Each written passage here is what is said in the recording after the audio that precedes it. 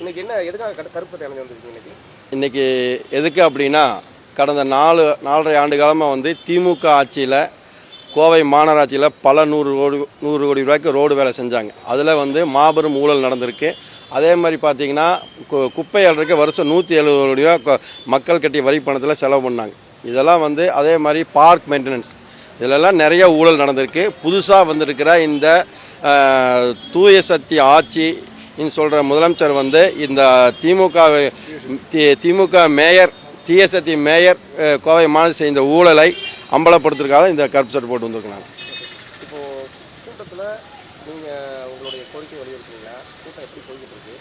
இன்றைக்கி கோவை மாநகராட்சி கூட்டம் வந்து நடந்ததுங்க. அதாவது இப்படி ஒரு சபையை வந்து நான் வந்து ஒரு 25 வருஷமாக கவுன்சிலர் மாநகராட்சியில் இருக்கும். அதாவது 20 வருஷமாக தொடர்ந்து இருக்கும்.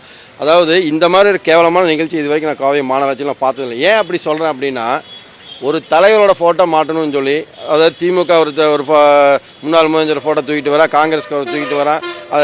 இதெல்லாம் என்னத்த இது? மக்கள் மனசில் தலைவர் இருக்கணுங்க. தலைவர்னா சும்மா இங்கே செவத்தில் ஃபோட்டோ மாட்டே மச்சம் வந்துடுமா?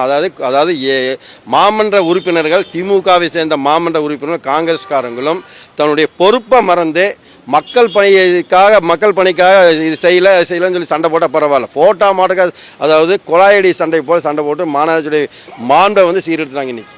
அதாவது மக்களுக்காக குரல் கொடுக்காம தங்கள் சுயநலத்துக்காக விளம்பரத்துக்காக, அதாவது கடந்த 5 ஆண்டு காலம் திமுக அரசு ஃபோட்டோ ஷூட் மாடல் நடந்துச்சு. அதே மாதிரி இந்த ஃபோட்டோ ஷூட் இன்றைக்கி பண்ணுறாங்க. ஒருத்தர் ஃபோட்டோ ஷூட் பண்ணுறாரு, ஒருத்தர் ரீல்ஸ் நடத்தி ஆட்சி நடத்திருக்காங்க. அதுதான் இன்றைக்கி தமிழ்நாட்டில் நடந்துட்டு இருக்குங்க. இப்போது நீங்களுமே பல நேரங்களில் வந்து மாமன்ற வளாகத்துக்குள்ள போராட்டங்களில் ஈடுபட்டுருக்கிறீங்க, புறக்கணிச்சிருக்கிறீங்க, அமளியில் ஈடுபட்டுருக்கிறீங்க. இப்படி இருக்கையில் இந்த ஒரு இதை மட்டும் ஏன் இந்தளவுக்கு விமர்சனம்? ஏன் பண்ணுறோம் அப்படின்னா, நாங்கள் இது வரைக்கும் பண்ணி என்னை கிட்டத்தட்ட 12 கூட ஆல்ரெடி தொடர்ந்து சஸ்பெண்ட் பண்ணாங்க. நிறைய 4-5 டைம் சஸ்பெண்ட் பண்ணாங்க.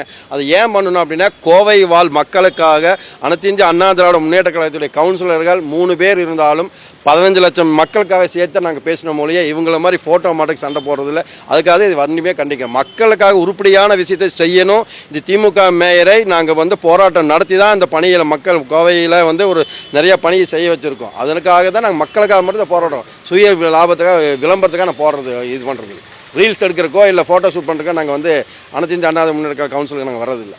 இப்போது திமுகவும் சரி காங்கிரஸும் சரி அவங்களுடைய தலைவர்கள் படத்தை மாட்டணும்னு சொல்லியிருக்கும்போது அதிமுகவினர் மட்டும் ஏன் இந்த நாங்களும் அதாவது ஏன் ஃபோட்டோ எடுத்துகிட்டு வந்து எங்களுடைய தலைவர்கள் நாங்கள் அசிங்கம் பண்ணுறது விரும்பலை. ஏன் அப்படின்னா, உண்மையாக சொல்லப்போனால் கோவை மாநகராட்சியிலே வந்து முதலமைச்சரை மாற்றுறதை விட அதாவது மறைந்தாலும் என்றும் மக்கள் மனதில் வாழ்ந்து கொண்டிருக்கிற டாக்டர் புரட்சித்தலைவர் எம்ஜிஆர் தான் கோவை மாநகராட்சி உருவாக்கினார். அவர் ஃபோட்டோ தான் முதல் நான் எப்படி பார்த்து அங்கே மாற்றணும்.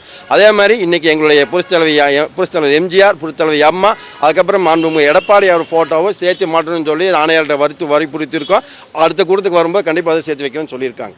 அதனால் நாங்கள் வந்து ஃபோட்டோ எடுத்துகிட்டு வந்து தான் எங்கள் தலைவருக்கு என்ன எங்கள் மக்கள் மனதில் புரட்சித்தலைவர் எம்ஜிஆர், புரட்சித்தலைவர் அம்மா, எடப்பாடி வாழ்ந்துட்டு இருக்காங்க.